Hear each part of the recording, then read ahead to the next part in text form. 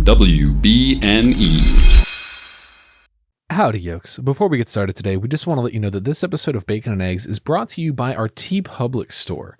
Now, what you can do is go to the link in the description of this episode, and if you want new merchandise that shows your love for Bacon and Eggs and the podcast and everything Bacon and Eggs, there's a whole bunch of really cool merchandise there. You can get t-shirts, hoodies, onesies, kids shirts. You can get mugs. You can get laptop cases. You can get all sorts of cool stuff, and it's all on our TeePublic store.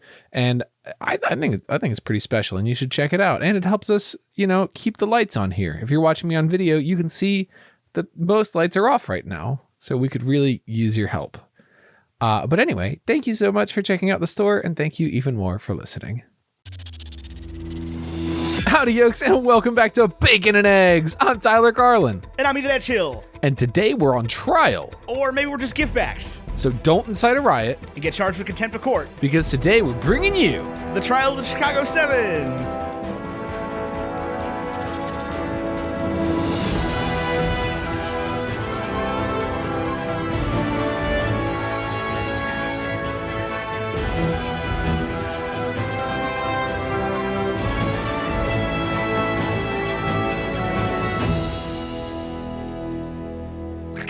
Les Miserables was directed by Aaron Sorkin. Yeah, here we go. Directed by Aaron Sorkin. My awful handwriting. I don't know why I'm writing this. Came out on September 25th, 2020, which is 2,850 days ago. $35 million budget, made $107,000. Oh no, $107 million worldwide.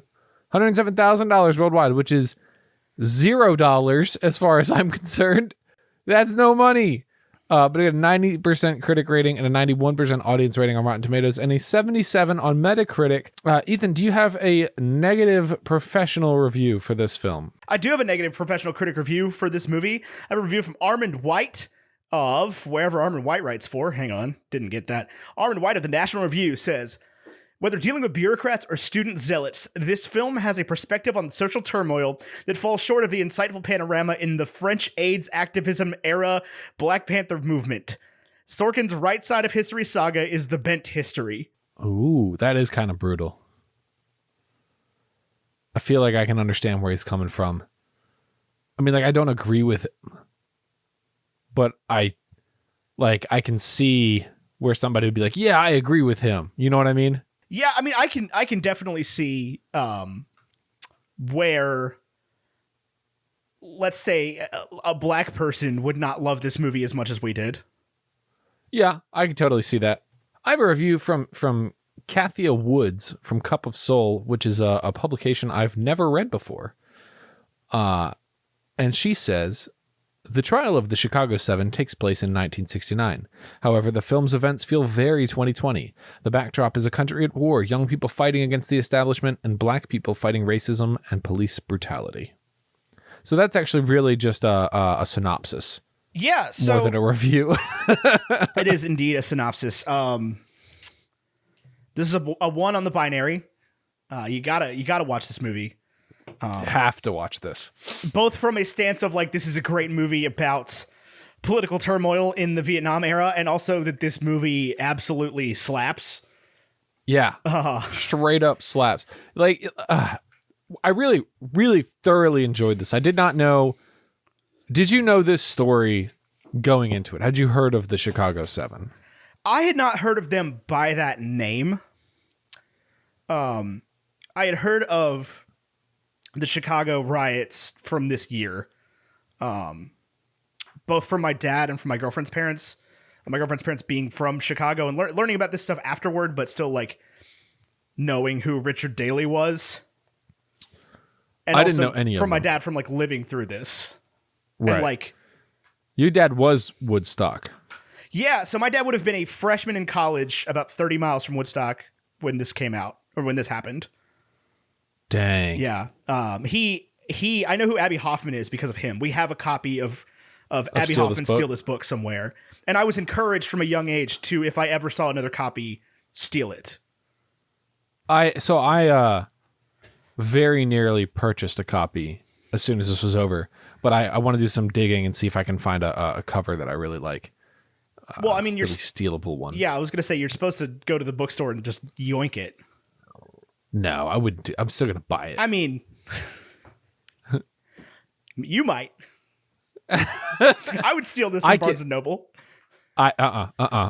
Nope. I am horrified of stealing things. They'd be like, "Did you take this?" I'd be like, "Yep." And they'd be like, "Why?" And I'd be like, "I don't know." They're like, "Okay, you're going to jail now." And I'd be like, "Okay." So yeah, my dad was a little bit young for the full on like yippie movement, but I knew who Abby Hoffman and Jerry Rubin were. I can remember. Well, let's before we get into like our personal take with this one. No, wait. Before we get into the movie, let's get our personal take on this one. Tyler, 0 out of 100 for the Trial of the Chicago 7. Now, I didn't watch the first 6. I hope that doesn't matter. Yeah, I watched the sequel last year. Yeah, we watched Big Hero 6. And then I did watch the Trial of the Richmond 8. God. I thought I was just trying to make a joke. As I was going to say, I've seen most of them. I've seen Guardians of the Galaxy Volume 2, Legend of the Guardians, The Owls of Ga'Hoole, The Fantastic Four, Fast 5, Big Hero 6, and then The Trial of Chicago 7. Yeah. 0 out of 100. Yeah. This is up there. I'm going to go for a 96. I was going to go 97. Really? Yeah, this misses on 2 points for me from being 100. And they're both like, one of them is a storytelling perspective and one is just a like unfortunateness of history perspective. What, the part where they bound and gag a black dude? No, not that. That does. I didn't love that. Okay, but it doesn't take like that's part of the movie. That's part of what makes the movie. That's part of the story. Yeah, it's part of the story. It's part of the fact that they actually depicted that on screen. Is part of what makes this movie good and brutal. It's the fact that after that he just kind of disappears completely from the narrative. Who? Bobby Seale. Oh yeah. And like I know that he dismissed him, and that's what I'm saying. It's like the history is not lining up with the way a movie works there, and that's fine. Like I'm glad that Bobby Seale was not. Continue to be tried by that judge. That dude sucked. That dude sucked worse than any judge has ever sucked, especially in film. And I like how they portrayed him as like, yes, this dude sucks, but in a way that you can understand how he's still a judge. Like, I feel like a lot of times when they show you, you know, slave era stuff, it's just like absolute brutal. These are less than human attacks on folks. But what makes this judge so bad, and like that was real and terrible, let me make that clear. Yeah. But what makes this judge so bad is that like, not that I can see where he's coming from, but I can see this person existing. Oh yeah, 100%. You know what I mean? Like I can see these sort of microaggressions and these sort of dismissive comments being real. He assumes the sale so much with his racism. Well, with his racism and with his prejudice towards these people in general. Right. Anyway, there's a great line they just kind of overlooked in the montage, or not the montage, but like the scene where they are putting Tom up against the tape of where he says the thing, the like our blood in the streets thing. And he says something about like they came at us with, you know, riot shields and whatever, and the lawyers like, you know, those are members of the Illinois State Guard or National Guard.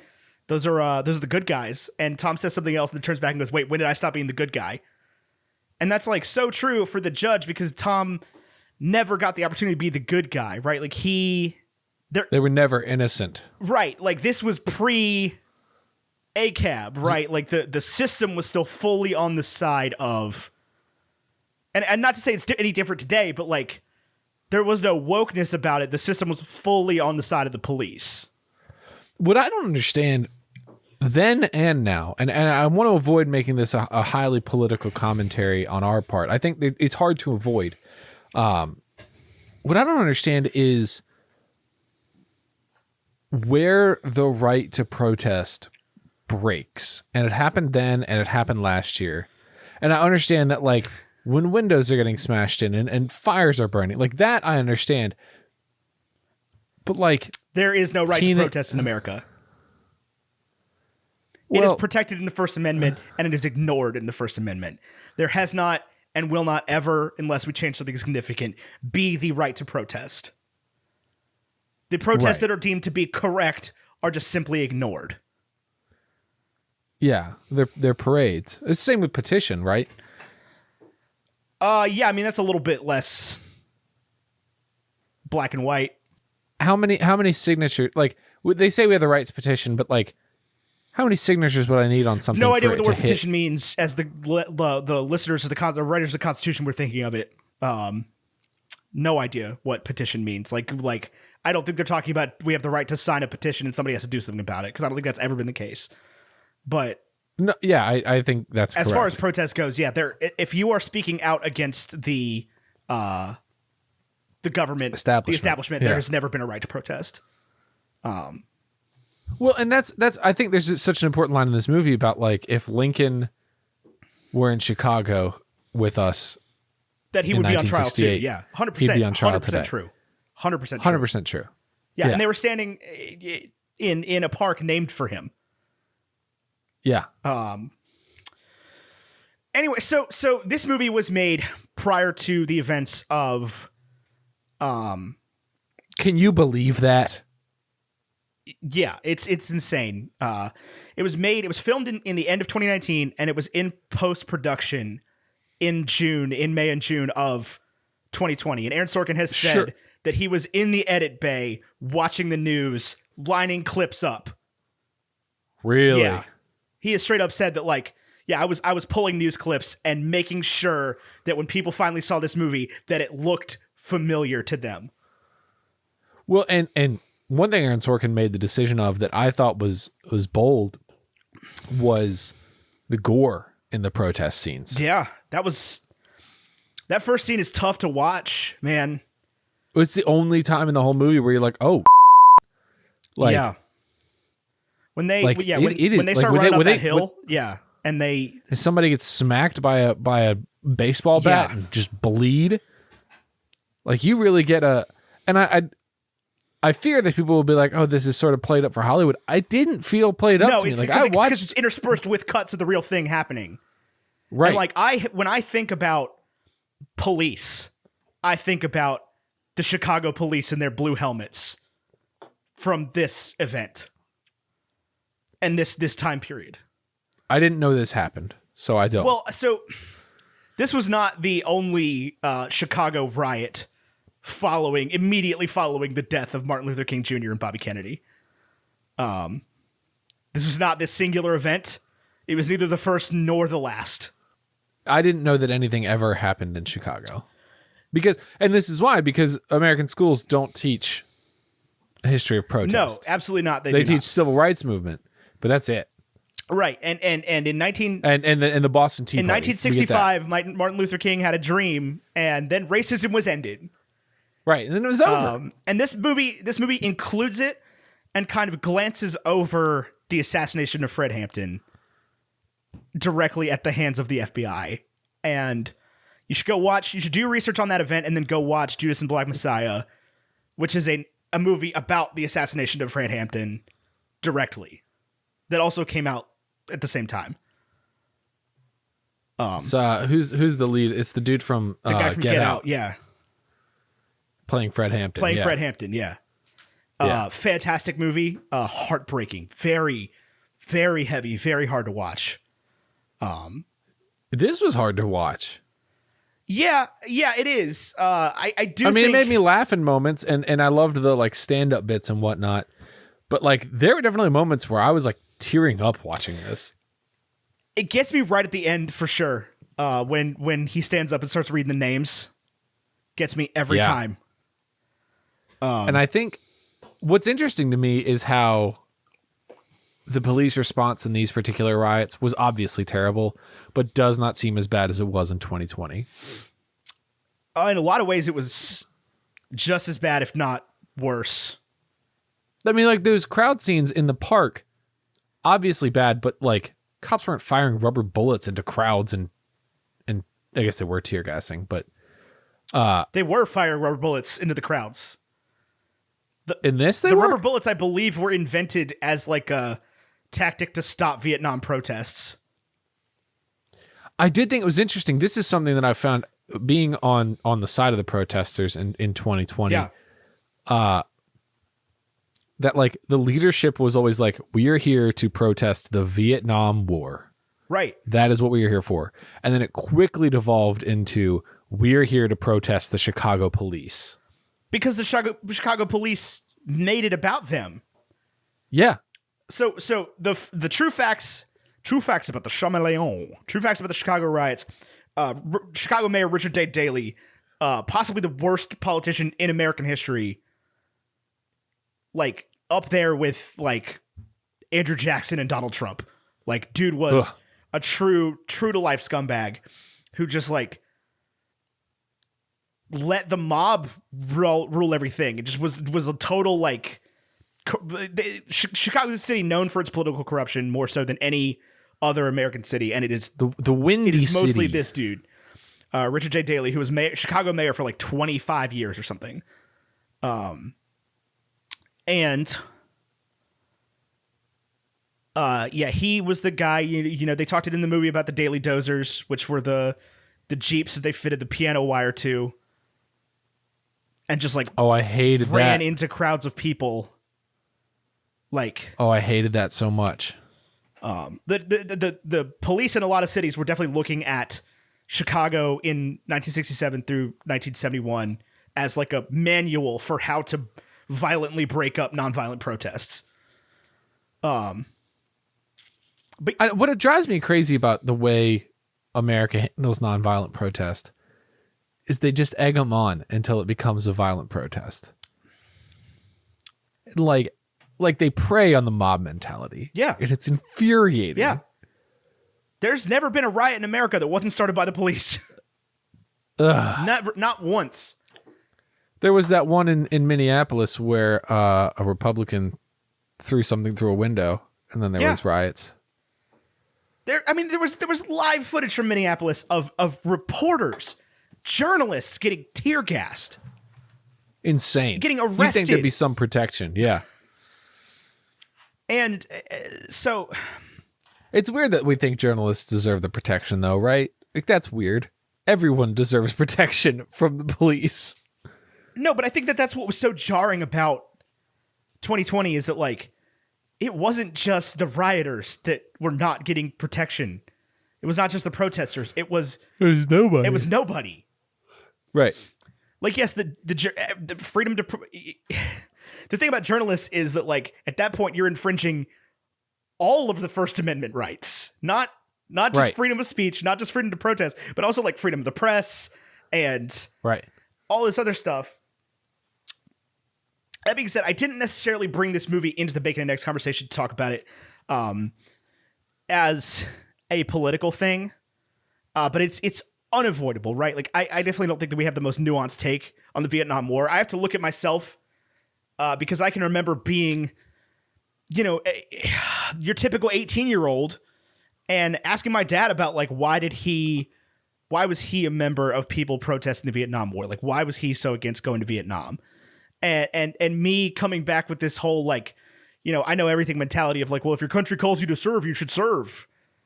And I look at myself now and I'm like, my dad had a lot of patience with me that I did not deserve. Oh, and I don't think I could have with my kids. No, not. Although I think truthfully, if my kids were like, I would have, I don't want to say a hard time. I would support my kids in whatever endeavor they want.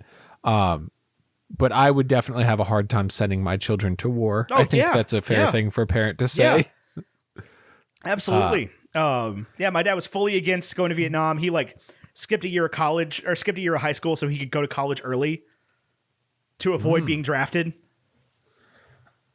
Yeah, and I just think Vietnam is this big piece of American history that more or less is so recent to like our birth and like the lives of our parents.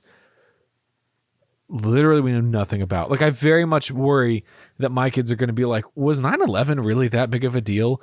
Yes it was.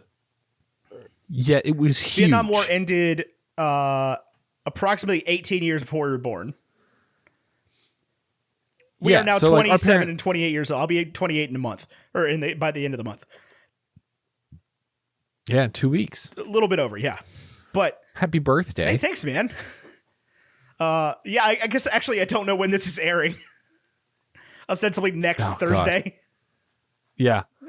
But yeah, so like we are much further removed from the Vietnam War. We're further removed from our own births than our births were from the Vietnam War. Yes. But like Vietnam was so big, but they they do their best not to teach us anything about it in school. No, yeah. 1950 to 1990 never happened. For sure, yeah. And because you watch movies like Forrest Gump, right? And they show you movies like Forrest Gump in school. And like Forrest, sure, yeah, like he loses Bubba and that sucks, but like that's the worst thing that happened to him. He doesn't have to like kill a child.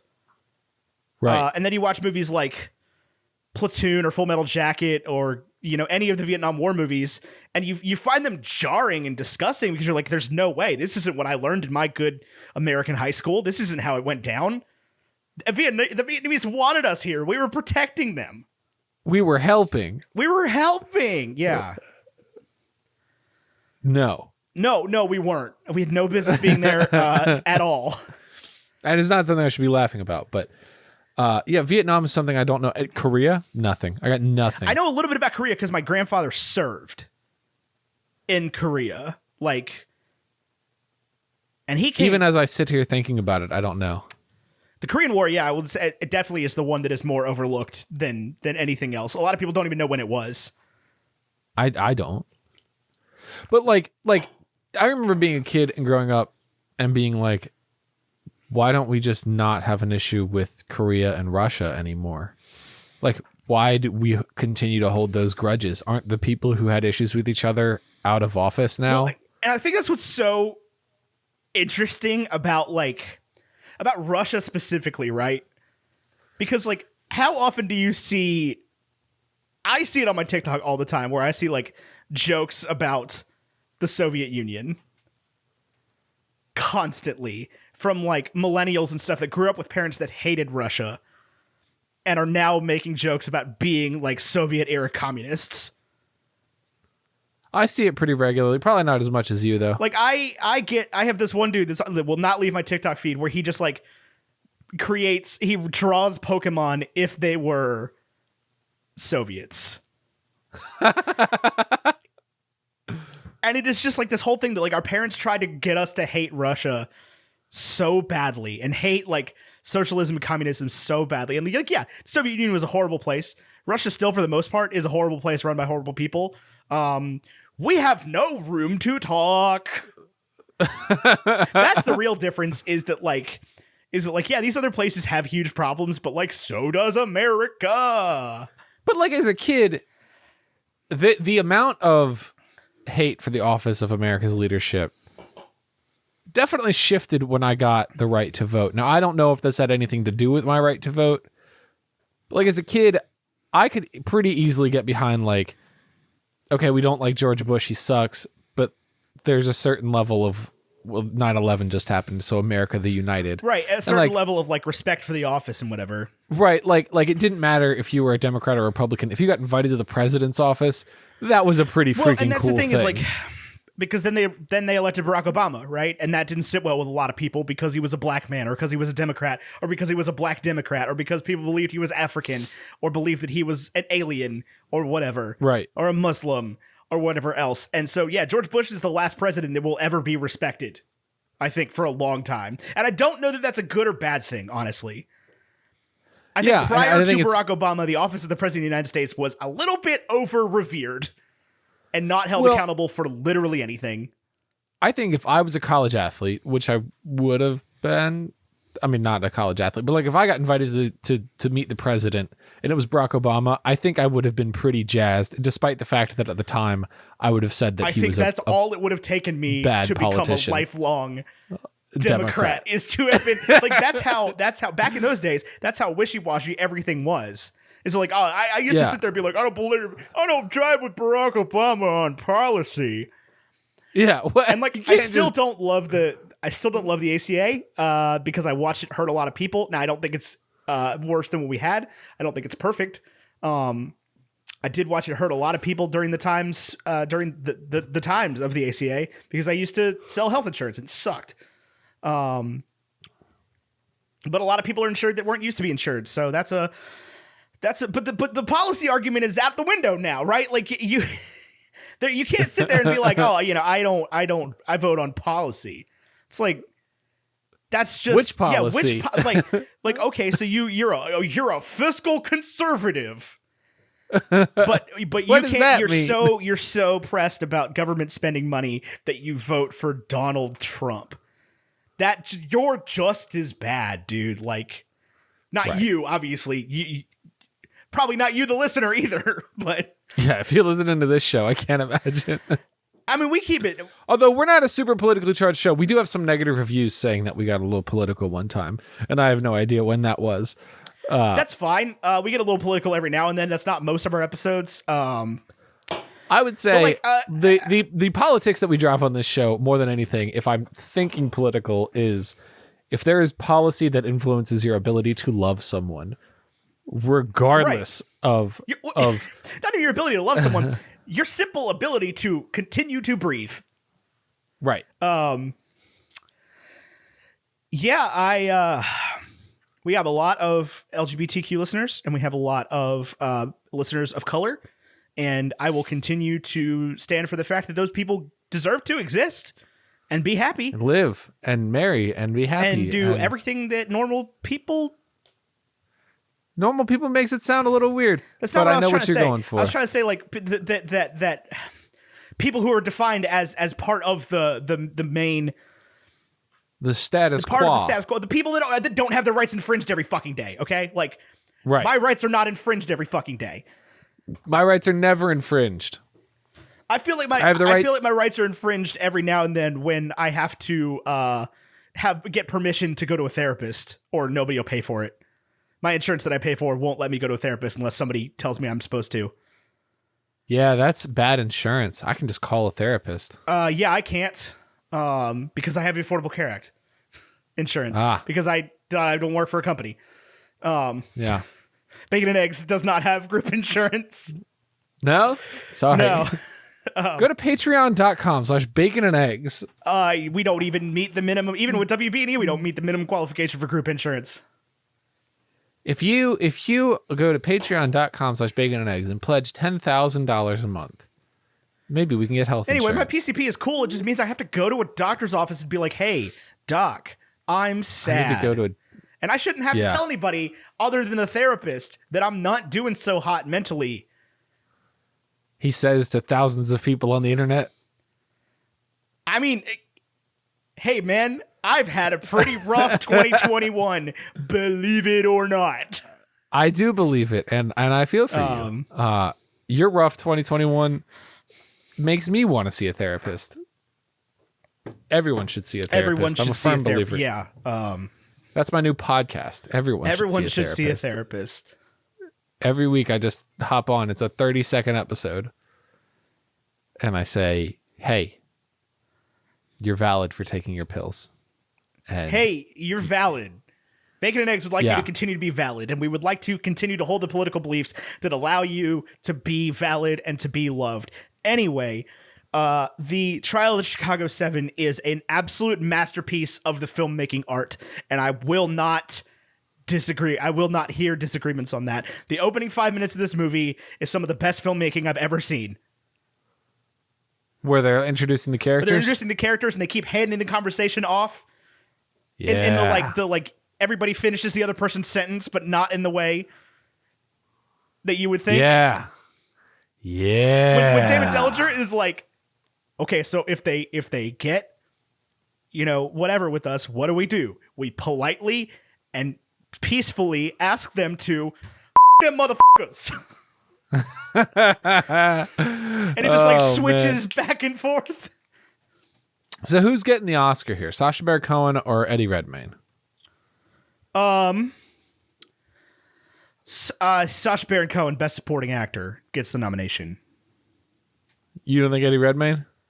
I think they would put Eddie Redmayne in as Best Actor, and he will not get it.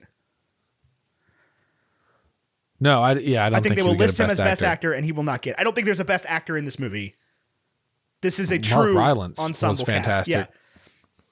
Mark Rylance is one of the most slept on actors ever. That dude slaughtered the role as William Kunstler. Yes, absolutely did. Fantastic. There's one piece of really corny acting from him at one where he shouts something in the courtroom, and it's like an awkward cut to him, and it's like an awkward delivery, and that's the only thing that I would complain about with his performance. I don't even remember what he said at that point, but is there any? What'd you say? I was going to say, this dude's been in a lot of really good movies. And Mark Rylance is only in good movies, pretty much. He is like the forgotten role in all of the good movies. You know who I liked in this movie? There's a really interesting dynamic in Joseph Gordon-Levitt being the lawyer who should be the judge. Yeah. I think that's a fascinating character, and I don't know how they wrote it. I don't know, why it ended up that way, but like you've got this really interesting thing of like he could have represented either side. Right, he's a lawyer. Case. Like he's a truly impartial lawyer, saying, which is so rare in this cast where clearly Mark Rylance is team protesters. Yeah. 110%. Well, I mean, you don't take that case unless you agree, right? Right. And he wants to get them all off, including Bobby, who uses a different lawyer. He doesn't care. William Kunstler doesn't care. He wants the best for everybody on that side of the bench, no matter what. Right. But Julius Hoffman is very clearly representing the United States, which is a little ridiculous. Like, I understand this is why we have the jury, but like the fact that a U.S. government employee gets to preside over cases, that a judge gets to speak ever in the courtroom is absurd. Other than like what? Other than what to like he say? to keep order, right? To keep order, yeah. That the judge gets to overrule objections, right? That the judge gets to ever speak to the jury. That the judge gets to strike things from the record. Striking things from the record, that's unacceptable. The judge gets to decide whether or not a witness is heard.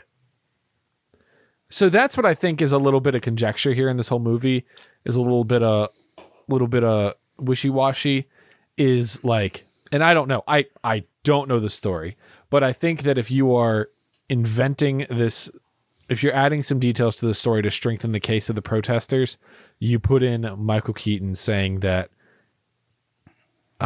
they had already done an investigation on trial, but don't let the jury hear it. Because that to me strikes me as like, no one else was in the room where it happened. What could have been the best possible defense that I could write into this scenario? And I don't know whether or not that happened. I mean, I'm sure that it is pretty like researchable as to whether or not Ramsey Clark's office made this inquiry and this recommendation. And it's probably pretty easy to find out whether or not Ramsey Clark did testify. But it also feels think that he did testify. I feel like he probably testified before the jury. No, I think he testified not before the jury. So you think it's true what they put in the movie? I think that there is this moment in the trial that is lost to history of Ramsey Clark enters and then the jury leaves. And then we have 10 minutes of Aaron Sorkin being like, this is probably what happened. Yeah. Okay. Fair. This is a big cast for this movie, to the point where like a lot of people put in performances that for whatever reason are going to be overlooked. And I think the number one of those is, who is it? Frank Langella that plays Julius Hoffman. Because you got to remember that is a dude acting. Oh, he's killing it. As hateable as he is, like he's doing an extremely good job of being horrible. Yeah. And Frank Langella's been around, I mean, forever. Like he's another one of those guys that's just been in a lot of stuff. This is a great cast. Yeah, I truly think though, yeah, you give I know the Golden Globes did give the best supporting actor nomination to Sacha Baron Cohen. A lot of times the Golden Globes, the Oscars can be completely different films. Oh, absolutely. Yeah. So I don't truly think anybody from this will get an acting nomination. If it does, I think it will be Sacha Baron Cohen. Sacha Baron Cohen and Eddie Redmayne put in performances here. Like when Eddie Redmayne first spoke and it was straight up American. Yeah. I was like, whoa. Yeah. Sacha Baron Cohen's accent loses me a couple times. Yeah. For sure. He but definitely like he has trouble with that Brooklynese.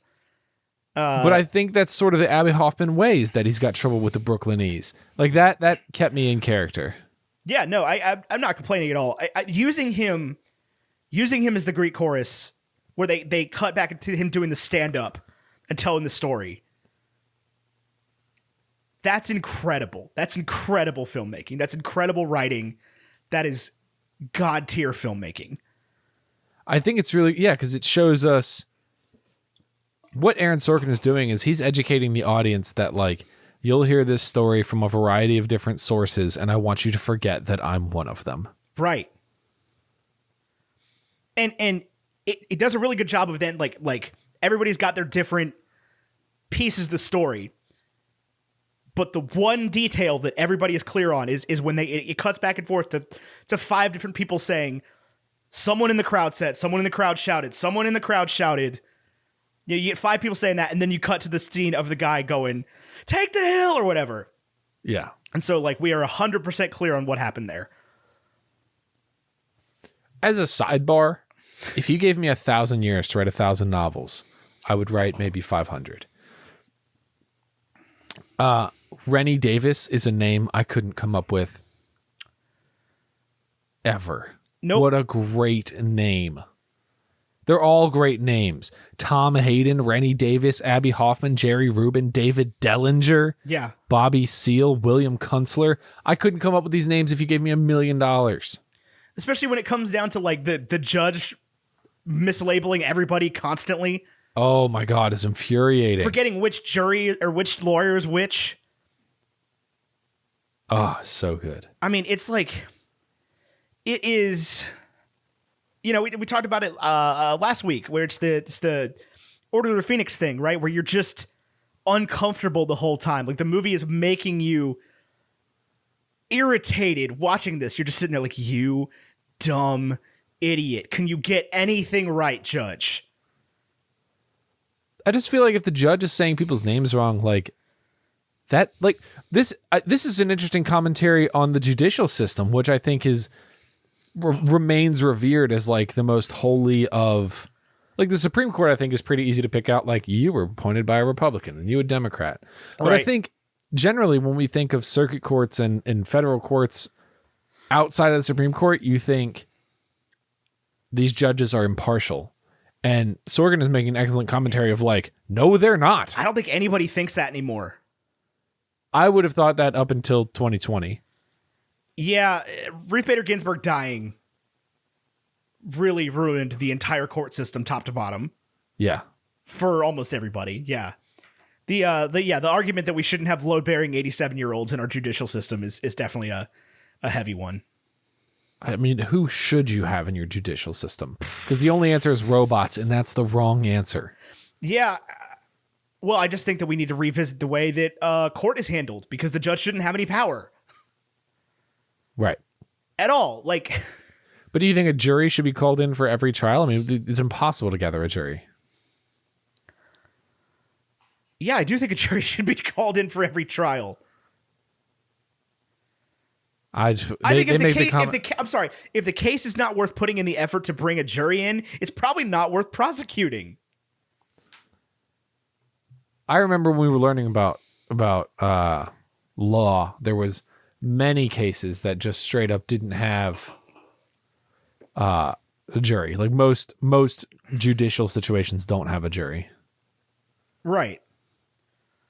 But most judicial situations aren't really. I mean, the punishment system for crimes committed in the United States needs an overhaul top to bottom. I think the United States probably needs an overall top to bottom. Yeah, correct. But I don't have the answer. So watching this, do you think leaders in, not revolutionary movements, I think that's the wrong way to put it, but like leaders in protest movements, do they have the same kidney beans that these guys had? or do you think that they've gotten soft? Or do you think these guys are soft compared to the American revolutionaries, the founding Fajas? No, I don't think anything about civil rights in that era was soft. No, yeah, I straight up agree. Yeah, that was back when they used to just assassinate people. Yeah, on both sides, whether you had people killing Martin Luther King and John F. Kennedy and Robert Kennedy and all these other people, or you had literally J. Edgar Hoover murdering Fred Hampton in his home. Yeah. Like the FBI going in there and killing this man on purpose because he was deemed to be a credible threat. Yeah. Civil rights movement is bonkers. All you need to know about whether or not the revolutionaries then were soft is that the Black Panther Party is considered a terrorist organization and the Klan is not.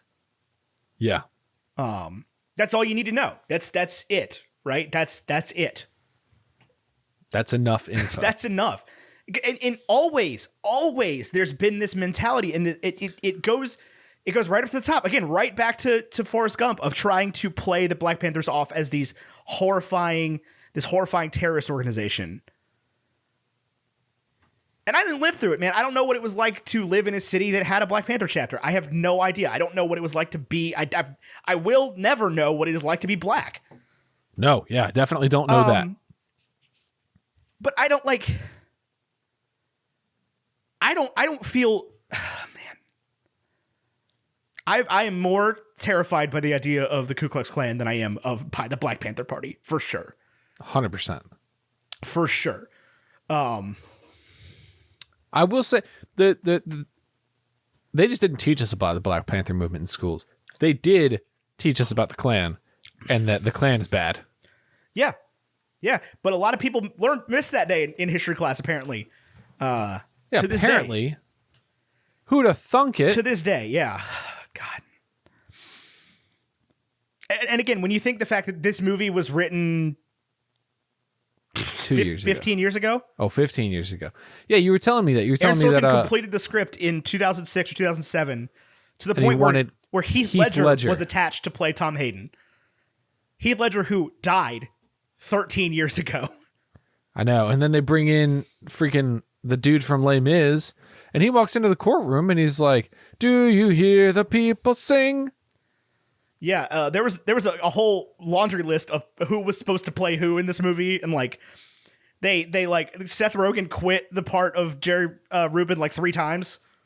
Really? Yeah, it was supposed to be Seth Rogen back in like 2007, and then it was supposed to be Seth Rogen again in 2018. He could nail that part. I'm sure he could, yeah, but I think it's better to have somebody that isn't Seth Rogen playing that part. Right, somebody not on the witness stand going. I think it gets too. If the two guys that are the goofballs in the group are Borat and Seth Rogen, I think you start to lose the thread of the movie, right? I think they should have gotten. Oh my gosh, what is her name? Helena Bonham Carter to play Reuben. But right? at the same time, I cannot imagine anybody else alive playing Abby Hoffman. No, I know. Like you think about it, like who else could you get? You've got to have the hair. Yeah. Only British dudes have that hair. You're missing a sort of a key point here. So you got to get Sacha Baron Cohen. He's British, right? Baron Cohen. Yeah, he is. Yes. The accent work in this movie, I don't know what they did. I was very impressed. I would have thought you remember 30 Rock? Yeah. You remember they would show like, I think the character became more of a character as the show went on, but they would always show the pit, and there was a guy that had like really thick glasses and was wearing a Wayne's World hat all the time. Yes. I pictured that dude in this movie as I was watching it. Playing Abby Hoffman? Just playing like any of them, right? Yeah. That's Rainy Davis now. No, you needed that McLovin-looking motherfucker to play Rainy Davis because you had to identify with him when he gets his shit rocked. Yeah, they definitely made him look sympathetic. Yeah. Now, I don't want to come to the defense of The Danish Girl by any means. That movie was whack. A lot of people don't love Eddie Redmayne for that reason. I think Eddie Redmayne is, however, that aside, is a phenomenal actor. Yeah. Have you seen The Theory of Everything? I have. He won Best Actor for that. That was amazing. At like 25. Yeah, that was awesome. Yes, he is incredible. And I think that he will get snubbed. Well, hold on. Also aside, I don't want to ever mention Fantastic Beasts, The Crimes of Grindelwald. No, but I wouldn't say that Fantastic Beasts: The Crimes of Grindelwald is Eddie Redmayne's fault. No, it's that's one. Yes, let me take you on a brief aside. Fantastic Beasts: The Crimes of Grindelwald is the script's fault. Okay, straight up, it's a bad story. It doesn't make any sense. At no point is anything about those movies the fault of the actors playing those characters. Right. Those are some excellent performances turned in by everybody, top to bottom. In an awful movie. Star Wars Attack of the Clones is not the script's fault. It's partially the script's fault. Phantom Menace is the script's fault.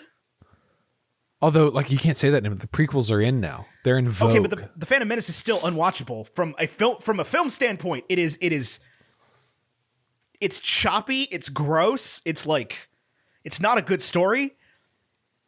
You're lost. Where are you going? Dollar Tree headset. So freer than a public restroom.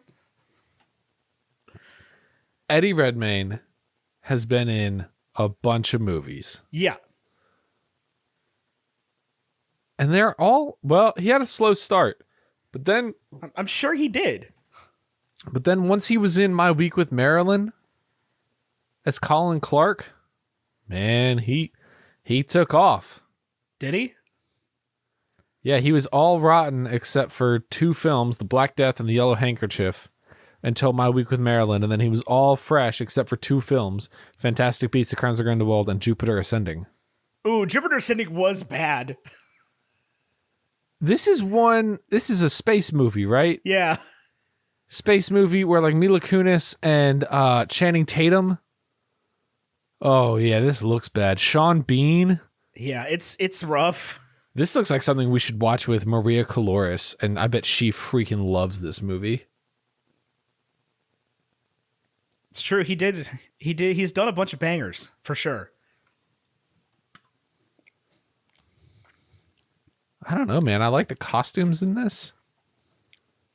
I mean, and again, I don't want to place too much. People don't like it when we place too much on the Oscars. I love the Oscars, and I'm tired of apologizing for that. But some of our listeners don't feel the same way about the Oscars that we do, and don't like when we place emphasis on him. But he did get back-to-back Best Actor nominations, and very nearly like took it home back-to-back and like passed the jacket to himself.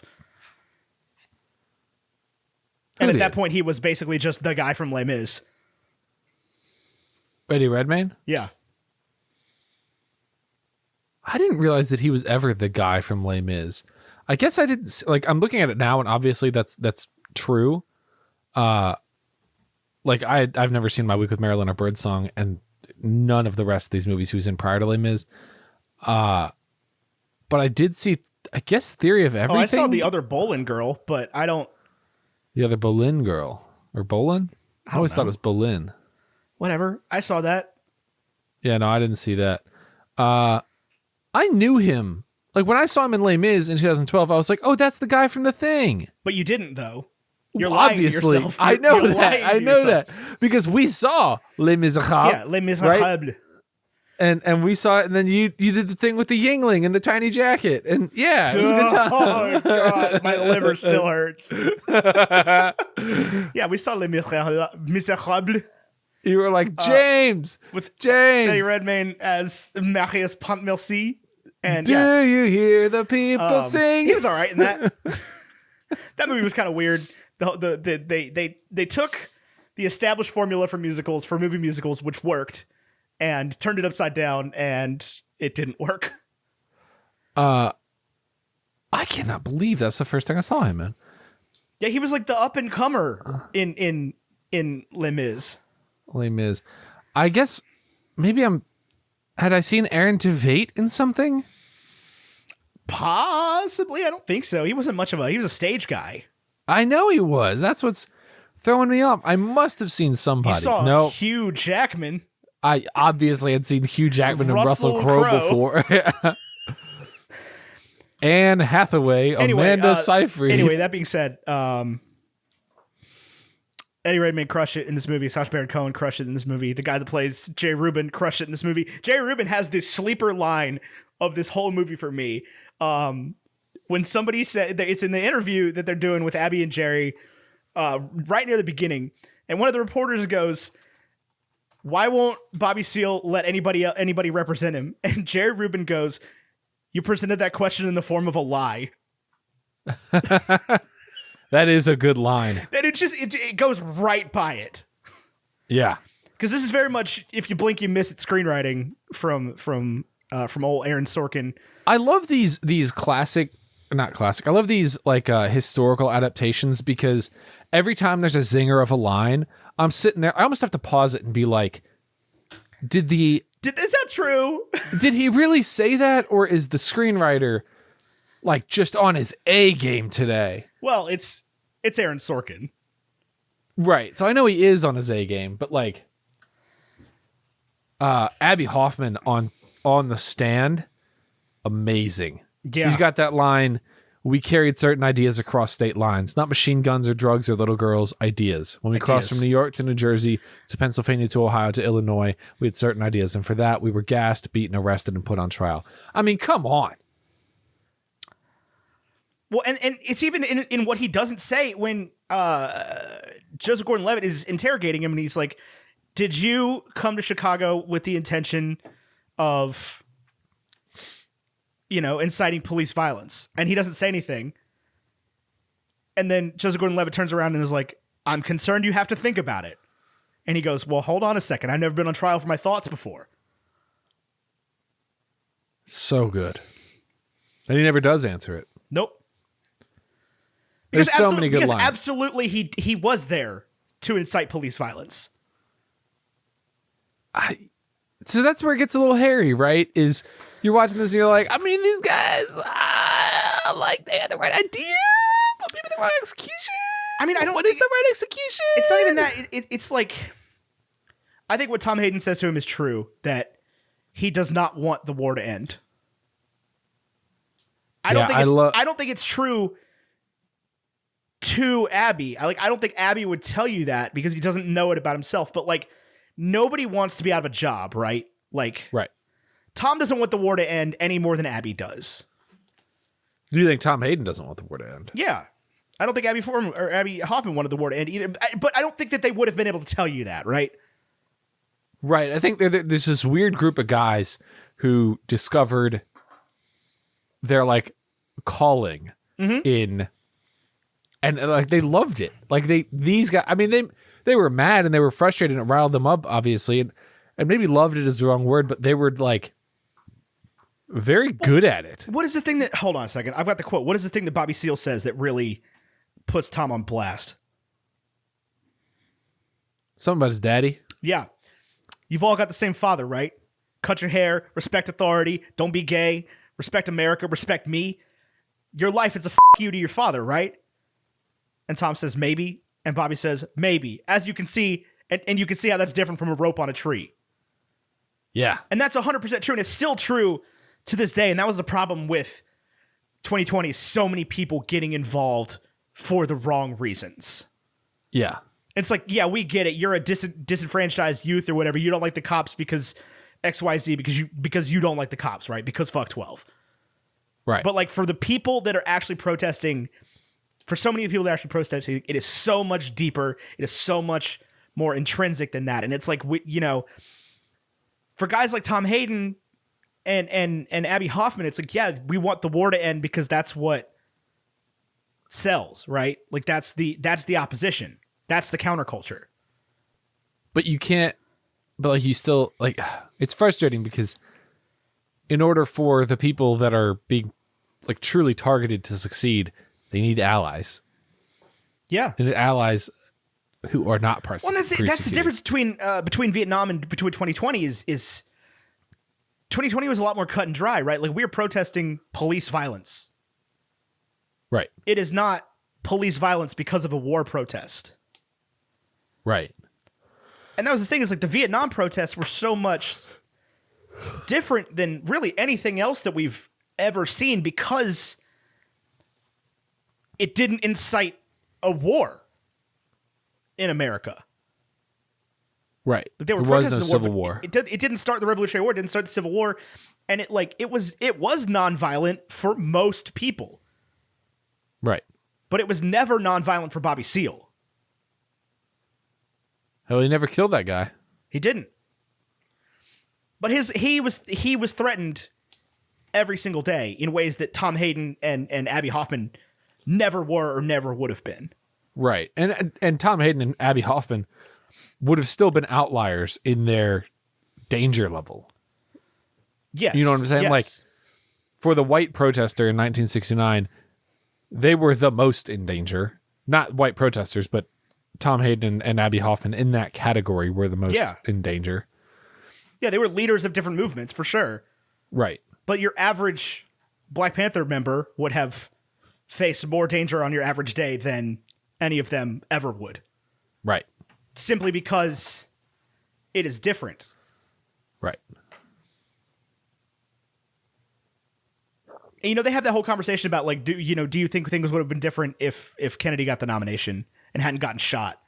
And Tom and Abby were both like, yeah, we do.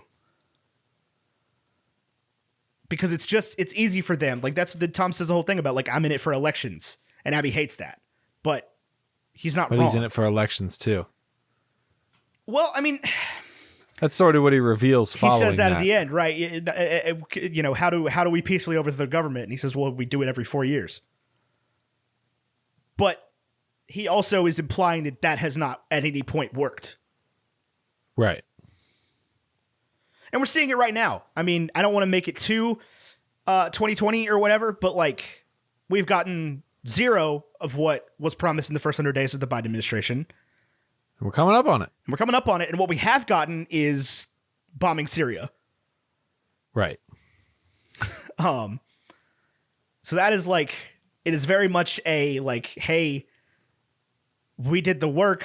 We got you elected. We out here on the ground got you elected at great physical and personal costs and dangers to a lot of people. But then Joe Biden turns around and does nothing and bombs Syria. What are you supposed to do? In 4 years, your choices are going to be the exact same. I'm not saying that we should have done anything differently. I'm saying that, like, I don't know, man. Like, I have no idea. I don't know how to fix it. You could run. Actually, you can't. You're not old enough. I'm not old enough. What a weird problem. I fucking smoked weed before. So Obama. That'll make me ineligible.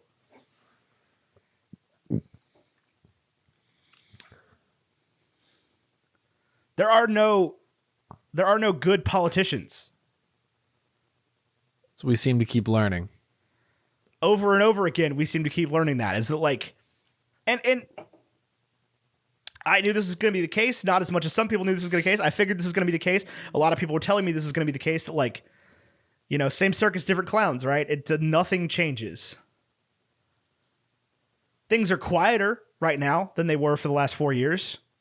There's a lot more, there's a lot less bullshit generally going around than there were 4 years ago. After the storming of the U.S. Capitol happened.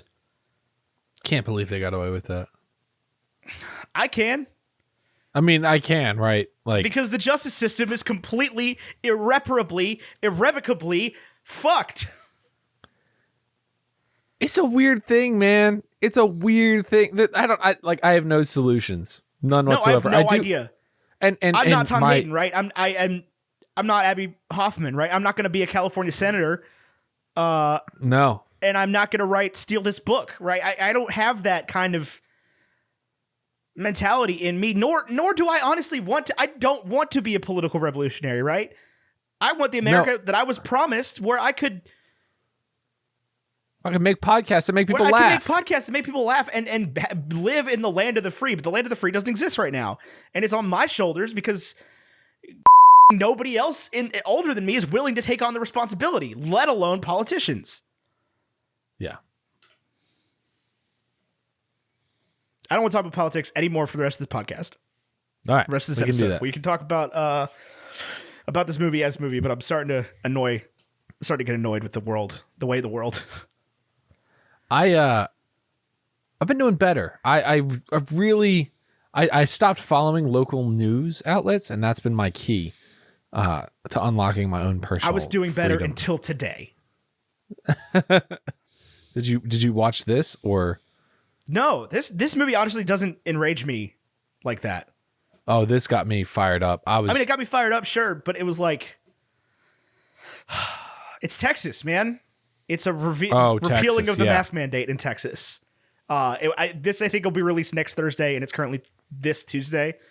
So like, yeah, on the day we're recording this, the mask mandate was repealed in Texas. Everything in Texas is 100% open starting Wednesday or whatever. And now it's going to be every red state. To the listeners of Bacon and Eggs in Texas, I'm so sorry that our country and your state has failed you this way. I have a lot of friends down there that I'm worried about now. And like, there's this weird thing where you can't be like, well, just come here. Right, because then you're bringing it here. Yeah, it's just that got to me today. I'm not gonna lie to you. That took my social capital and just tossed in the toilet. Yeah, I'm not thrilled about that. I am thrilled about vaccines doing better, not in Texas, but people getting them. Yeah, people if you have the opportunity, get it. Yes, I don't think we're there yet. No, but if you do have the opportunity to get it, get it. Yes, absolutely. Please get the vaccine. Please get the vaccine figured out. Johnson & Johnson coming out with theirs is going to be fantastic. One-shot dose, I believe. And they're going to have like 100 million by the end of the month or something. That's awesome. Or next month. I don't know. A lot of them. I'm rocking Pfizer. Just get the damn thing. It's going to be tough in some precincts for sure. A lot of people even here are facing issues. The systems are broken because they were never designed or are freshly designed or were not supposed to work this way. But if you can fight for your opportunity, please get the vaccine.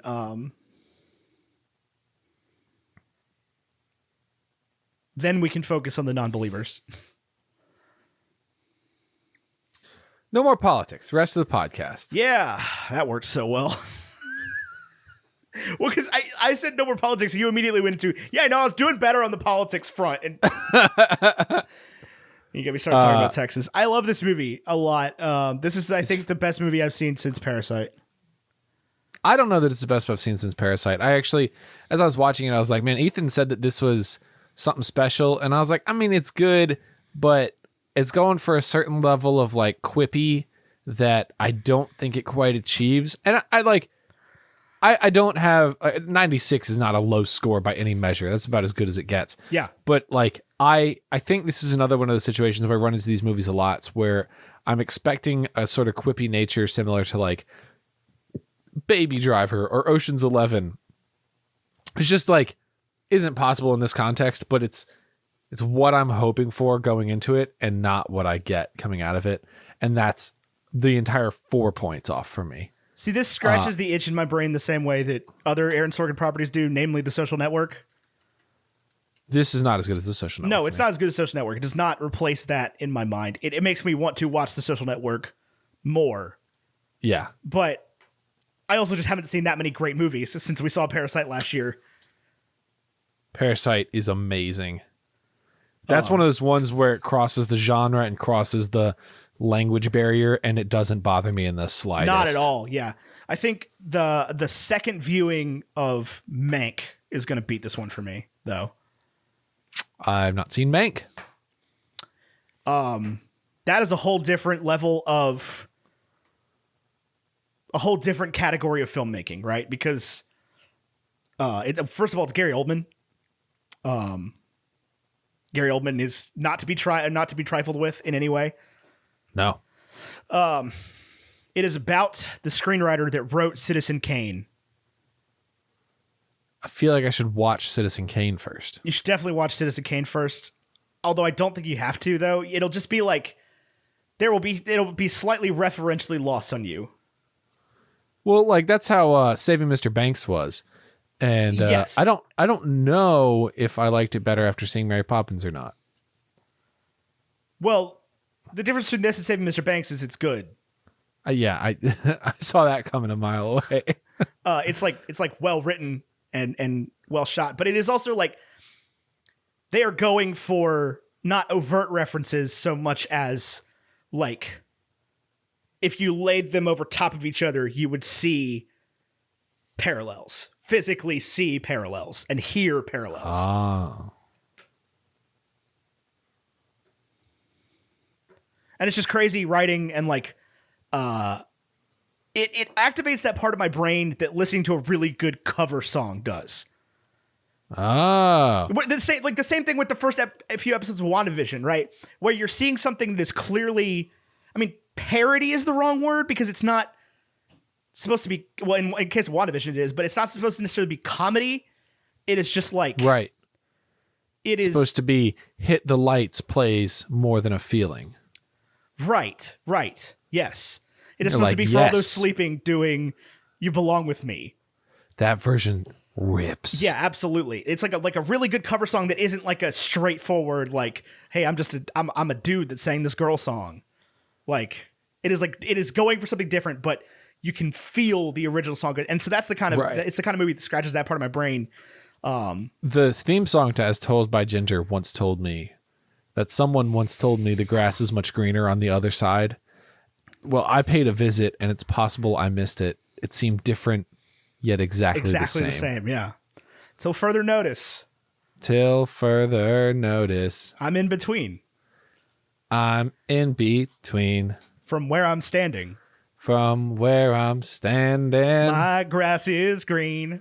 Shoot, do do do do do do do do do. It goes into My Girl there. That's what happens. Yeah, 100%. Yeah, this is week 2 in a row of My Girl on Bacon and Eggs. It is not week 2 in a row. Was that 2 weeks ago? Yeah. Dang. Yeah. I wrote My Girl. That's the takeaway here. That was our first Bacon and Eggs on Video episode. Oh, this will be number 4. Like 3 weeks ago. Yeah. I feel like last week everybody was like, you should have Ini Fuenmayor on the show every week. Tyler sucks. To cover a Wes Anderson movie. You're gonna run out when I have this baby, so I'm trying to get ahead. We're gonna run out pretty quickly. Yeah, there's like 8. We could cover, I believe, every Wes Anderson movie and every Tarantino movie and still not hit the MCU. We should just do the MCU again. I think that's what's going to have to happen when Falcon Winter Soldier isn't that good and we've promised Marvel Mondays. Like, okay, well, here's phase 2. Enjoy. Yep. Although I will say that WandaVision has made me really want to watch Iron Man. Iron Man? Yeah, I don't know why, because we talked about the possibility of recovering Iron Man on the show. You and I did. To really like give it a go for the video, and I still think we should do that at some point. And then I started getting a bunch of Iron Man TikToks, and now I'm just like, I want to watch Iron Man really badly. Iron slaps. I keep Prove getting that Tony Stark has a heart. Yeah, I keep getting Tony Stark built this in a cave TikToks. Oh yeah. Anyway, you should watch Mank. You should also watch Citizen Kane. Great movie. Both great movies. As long as we're recommending classics and non-classics that people should watch and read, everyone should read The Catcher in the Rye.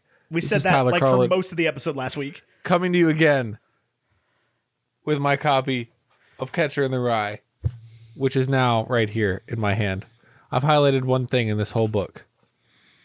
It was for a tweet. It was for a tweet. Here. I was wondering if you went and highlighted it or if it was already highlighted. Actually, and then you can see at the top of the page, I highlighted something to make sure that the highlighter worked. Nice. Yep. What's the highlighted quote? It is. That's something else that gives me a royal pain. I mean, if you're good at writing compositions and somebody starts talking about commas, Stradlater was always doing that. He wanted you to think the only reason he was lousy at writing compositions was that because he stuck all the commas in the wrong place. He was a little bit like Ackley that way. And he puts a comma after Ackley in the wrong place. That's Stradlater. You know, I told him he was a goddamn moron. I really did. I really did. Ugh! And you know, I don't know what came over me. I just started horsing around. Sometimes when I'm just bored, I start horsing around. He didn't like the way I was horsing around. He really didn't. Oh, the book just makes me, I don't want to say smile, but like, smile. Man, so I read a Jesse Eisenberg book this week. Yeah. Speaking of Aaron Sorkin tangentially via the Social Network to Jesse Eisenberg. I read Jesse Eisenberg's book that was narrated by Jesse Eisenberg and Finn Wolfhard and some other person. And I think if somebody put Jesse Eisenberg and Finn Wolfhard in a room, I'd be like, oh, there's a mirror in there. No, I don't think you would. I mean, I don't think you would. They don't look anything alike. Yeah, I think I'd be like, oh, look at that. Jesse Eisenberg is with his son. And the other father. Finn Wolfhard does play Jesse Eisenberg's son in the book. But it is ostensibly the video recordings or the audio recordings of Finn Wolfhard, Jesse Eisenberg's son, in like counseling in 2032. Ooh. Ah. And it is like the language that he uses is so like absurdly, every word is different. Like all the adjectives and stuff are like way different from what we use. To the point where I felt like I was reading Catcher in the Rye just because of like how overused these like different words were. I was horsing around. I really was. And so the kid's like, you know, oh man, I really, you know, we just wanted to go out together that weekend. It was gonna be Tara Lift. What? So what does that mean? Lift is good, and Tara is like very. Oh, so he's like assuming slang that will approach, yes, will arise. Yeah. I hate that. It was jarring for sure. It's fetch. It's so fetch. And I think it's supposed to be, you know, absurd. Right. That we will lose the word for cool sometime in the next 10 years. We lose the word for cool like every 3 months. Yeah, but like you have a lit neon behind you. Okay, but like I wouldn't say it 8 times a sentence, right? Like this was pervasive grammar, not like not like casual. It was like you lost the word for cool completely. You lost the word for good completely. Oh, I see. Like nothing was cool. It was all lift. Everything was lift. Everything was lift. Like I might say like, oh bro, that's rad. But I'm not going to be like, you know, it was so rad that he thought I was rad, that she was rad. On the topic of rad, we crossed our political lines this episode. When I was a kid and they would say that people were radical Christians, I truthfully thought that meant they were like Christians who skateboarded. Radical, bro. Radical. Yeah. The one thing I will say is that it is definitely the position of the U.S. educational system that hippies were a bad thing, and this movie disagrees with that premise entirely. Yes. I think you could make a movie that agrees that hippies are a bad thing. I wouldn't be about it, but I think that like it's very easy to remember that like there's a perspective here, and this is very heavily biased in favor of the defendants here. Well, it's like, and like you may be able to look at the story when it's heavily biased in favor of the plaintiff. What is the person attacking the defendants called? The plaintiff. Yeah. Plaintiffs. Yeah. And still agree with the defendants. But it's not the plaintiffs, it's the prosecution. Prosecution. Yeah. It's not a lawsuit. This is like, but like there could easily be made a film that paints these 7 men as terrorists. In just the worst. Yeah. In the worst light. Which is why I think that there actually was and it is true that the Justice Department denied to retry the case. Like that is facts. Like denied to retry the case because the first case was so bad. Because I think they realized that they had no justification. Right. That the first case was just a complete sham. They had to manipulate the jury pool and like pretend to be the Black Panthers to threaten the jury just to win and to leave out evidence just to win. Right. So the same Justice Department denied retrying the case after they won the appeal. So that is true. Like it definitely. I don't think there is a story where you paint these guys as evil because of that. Yeah. Like yeah, had they ended up going to jail, I think there's a different story there. But there's I sort think, of I one think story you could here. even. I think you could even write that into your credits of like, and then 5 years later, these jackasses got off scot-free. They didn't even retry the case because some evidence was thrown out. No, yeah. See, I don't think. Watch I, Tonya and side with Tanya Harding at the end of it, and you'll be like, yeah, you can sell me on anything. I have no desire to watch I, Tonya for that reason. Tanya Harding was terrible. She didn't do it. Yes, she did. No, watch I, Tonya. You'll be like, oh, yeah, no, she was the victim here. I mean, she wasn't the victim. Nancy Kerrigan definitely was. But she was a victim. Remember when B.O.B. said, I'm a hitter with that pipe, call that Nancy Kerrigan? Oh, the song God. Strange Clouds. The same Nancy song where he Kerrigan said, after Strange Clouds, I'm going to drop my rock album, and I'm still waiting for that. It has been probably 10 like years at this 15 point. years, yeah. Not 15. We were in college. I thought it was 08. When Strange Clouds came out? No way. I thought so. I could be wrong. I've been wrong before, but I feel like we talked about Strange Clouds on the walk from the May 1st, soccer fields. May 1st, 2012. Okay, I was wrong. I'm talking about B.O.B. I think on the first album came out in 2010. All I know is one day we were at band and we were facing the hill that Q could stand on. Yeah. And we left to go get water. And as we were walking to the water pitchers from that side of the hill, we were talking about B.O.B. That's all I know. Probably talking about that Nothing on You featuring Bruno Mars song. Might have been. Remember? I remember I was listening to K92 at like 1 a.m. while I was driving one time, and they were like, "We got a brand new song." You and I were in the car together. No, not for that one. This is a different one. Because they were like, "We got a brand new song from," I can't remember who sings it now, and it was Billionaire. Oh, and I was like, "This slaps." Yeah, Travis McCoy and Travis McCoy. I think it was B.O.B. right? No, it was Travis McCoy and Bruno Mars. Bruno Mars. Okay, yeah. I was like, "This is going everywhere." Yeah. No, but you and I were in the car together when we first heard. It was the same deal. It was like 1 o'clock in the morning. Like, we got a new up-and-comer named Bruno Mars. Yeah. On this track with Bobby Ray Simmons, B.O.B. Yeah. And it was like, whoa. Music. No, you, babe.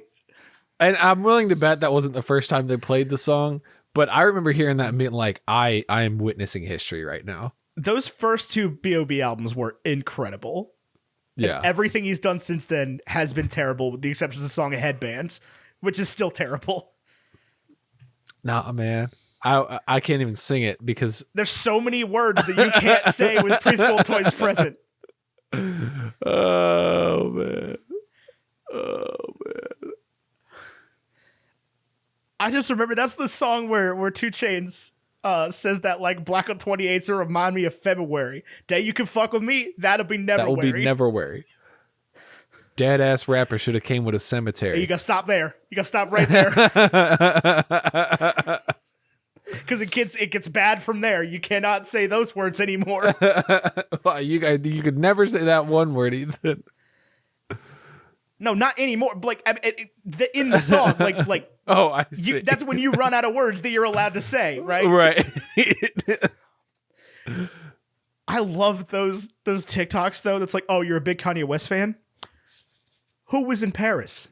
Who? Tell me. Tell me. This is something that I think people don't get. I was on TikTok today and I saw somebody commenting about the gentleman in Paris, and the fellas, the boys, the fellas in Paris. And they were like, I could tell from the comments, just the context they were giving, that they thought that was the only song that quote was originally about. The Blades of Glory quote. Oh no, but My Humps by Black Eyed Peas. Was it? I don't remember. I haven't seen Blades of Glory in so long. Oh yeah, my the song that- what does that mean? Nobody knows what that means, but it's provocative. It gets the people going. We're gonna skate to one song and one song only. Yeah, it was My Humps by the Black Eyed Peas. You want to talk about a song that rips? Miserlou. Yes. Yes. No, I was talking about the fellas in Paris. Oh man, we didn't talk about this last week. I think we should circle back to No Church in just the real Wild. quick. No Church in the Wild. Not only was No Church in the Wild in The Great Gatsby, but also these drone shots of Manhattan. I don't know why. When I picture Manhattan prior to 2001, it is not shaped that way. I know that is obviously not the case, but it's like, whoa. I forgot Manhattan looked like this in the early 20s. Like the island was this shape the whole time. Yeah. I don't know. That always is like such a happy moment in Gatsby where it's like this piece of geography feels oddly recent to me. Am I the only one that feels this way? Probably. Okay. Well, if there are any listeners out there who are like, oh, wow, like I was, where 1929 looks like a Casey Neistat video from 2018, we can fist bump on that. Watch the Throne was such an underrated album. I mean, it was pretty rated. It was like, pretty adequately rated. Because of the fellas in Paris. There's a lot of slept on tracks on that song, or that album is what I'm saying. Because that's what No Church in the Wild comes from. Yeah.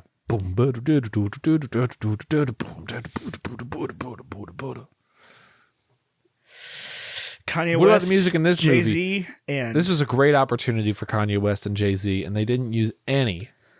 Yeah, music was forgettable in this movie, honestly. Yeah. It's the only Vietnam movie ever to not feature Fortunate Son, I believe. I'm done with Fortunate Son with Vietnam. I really am. Not. Those TikTok memes are so funny. They're so funny. It gets me every time. When the dudes show up with the bucket hat and the pit vipers, and the song starts playing. Would you wear pit vipers? Hell yeah, I'd wear pit vipers. How expensive are they? Like $100.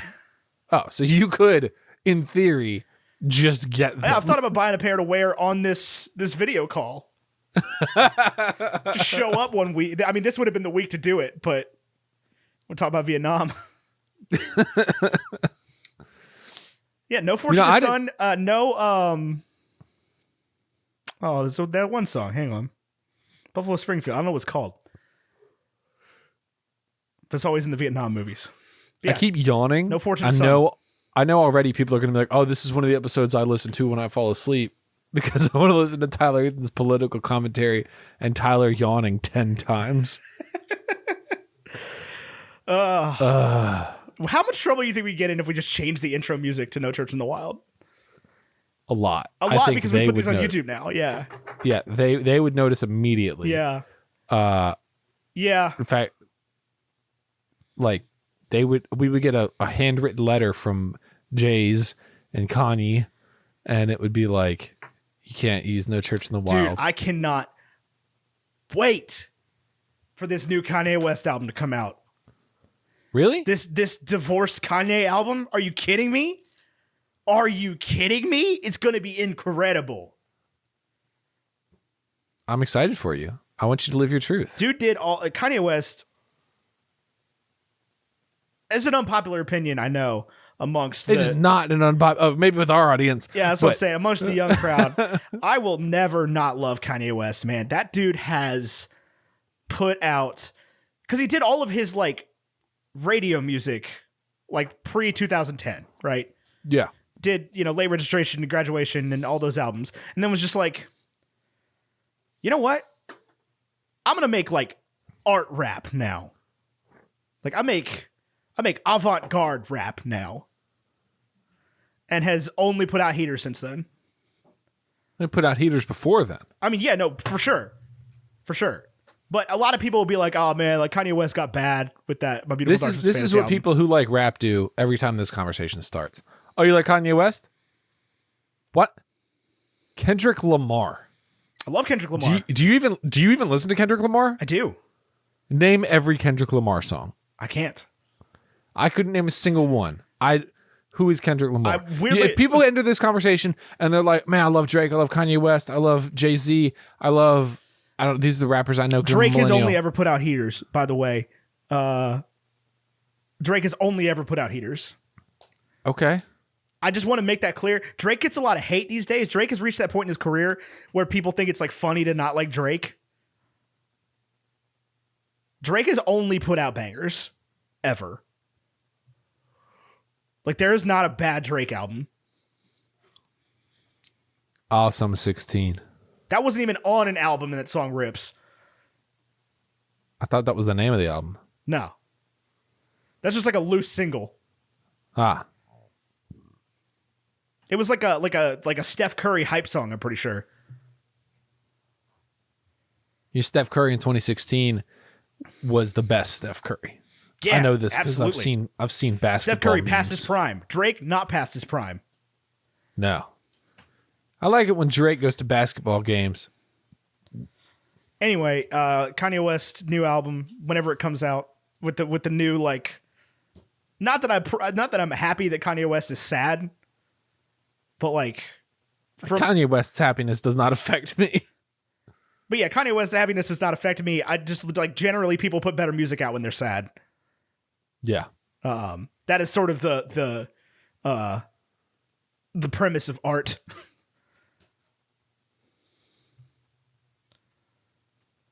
Also, people talk about how, and you know, I don't want to talk too much about the 2013 Grammys. I know that's where the conversation was going, obviously, but I wasn't going to bring it up. like, The Heist by Macklemore and Ryan Lewis is a fantastic album. And I know a lot of people hate that it won the Grammy that year, but it's a fantastic album. All right, white boy. I mean, I have no problem saying that. I like Yeezus a lot. I also like The Heist. Heist is a great album. You've never been in a The in a Heist van was full better of- than Magna Carta Holy Grail by Jay-Z. Heist was a fantastic album. Maybe not today. Would I say that? No, But I listened to it last week. It holds up completely. Yeah. Yeah. That's a ripper of an album. But I think we need to wrap this show, Ethan. I really do. All right. I really do. You really do. I really really do. I told him. Oh my All right. god. So wrap it, man. Oh, we need a score. We need scores. I need Yeah. to do I'm pulling up scores. drive.google.com right now. Wrong one. It's pronounced to Google. Google. Michael Google. Wow, we just said that at the same time. It's not even funny. That's the part that makes me so mad about the joke we just made. Is that it's not even kind of funny. You ever test a joke and people are like, that joke's not funny? What did you give this?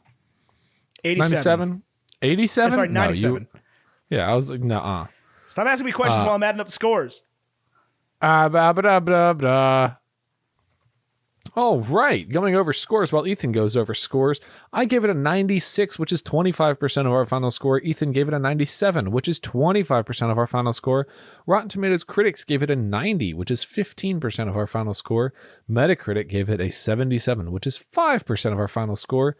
Listener score, we are still waiting on, and Rotten Tomatoes audience is 5% of our final score with 91. Ethan, are you ready for the listener score? No, I'm not. Well, while he's working on that, going over the top of our list, my best guess is this going to fall in the top 5 somewhere, which is currently It's a Wonderful Life with a 97, Ma Rainey's Black Bottom with a 94, Lord of the Rings, The Return of the King with a 94, Lord of the Rings, The Two Towers with a 92, and Lord of the Rings, The Fellowship of the Ring with an 88. That gap right there is what I think we're going to close, but it could be even higher than that between Two Towers and Return of the King. I really don't know what our audience thinks. I know from just sort of like a brief view, I saw that the audience had pretty good feelings about this movie. I will read you now some reviews from our listeners because we do promise that every week.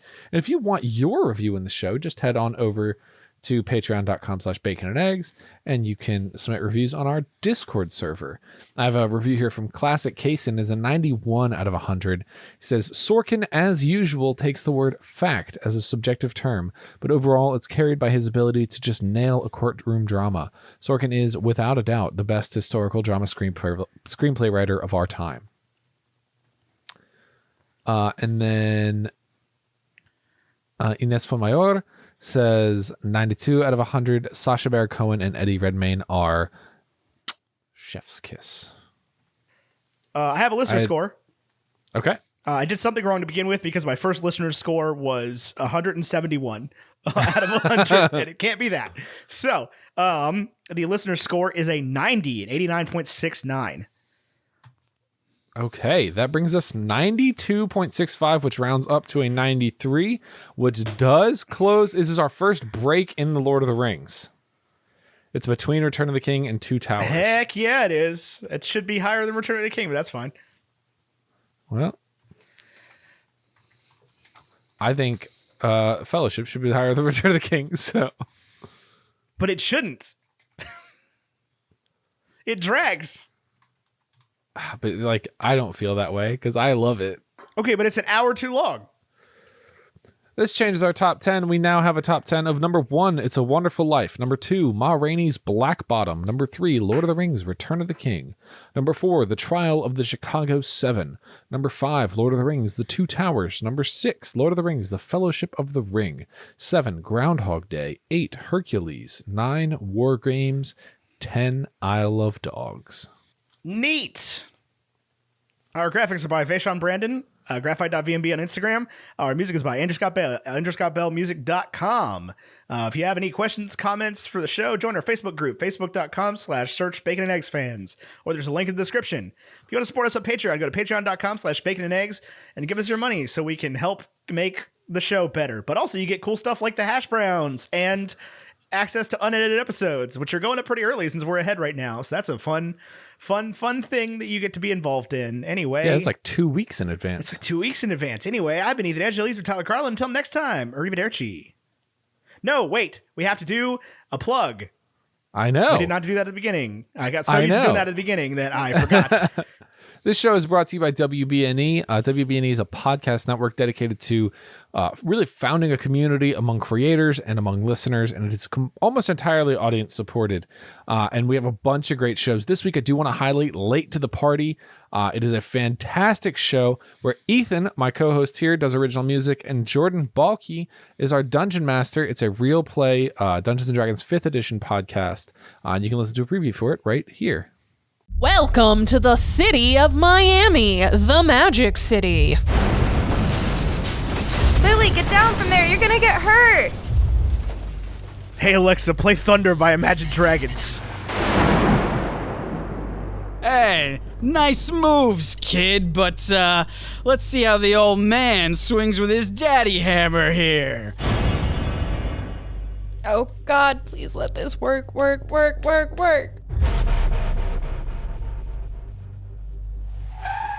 did I miss? Late to the Party, available every other Monday, wherever you get your podcasts, or on WBNE.org. I'm also on it. I do a character as well. Yes, I have a character in canon, but I've never been on it. Fair. Anyway, I've been Ethan Angeles with Tyler Carlin. Until next time, arrivederci. Abby Hoffman says, in 1861, Lincoln said in his inaugural address, "When the people shall grow weary of their constitutional right to amend their government, they shall exert their revolutionary right to dismember and overthrow that government." And if Lincoln had given that speech in Lincoln Park last summer, he'd be put on trial with the rest of us. Goodbye, video. Bye. This has been a WBNE production. For more great shows, visit WBNE.org.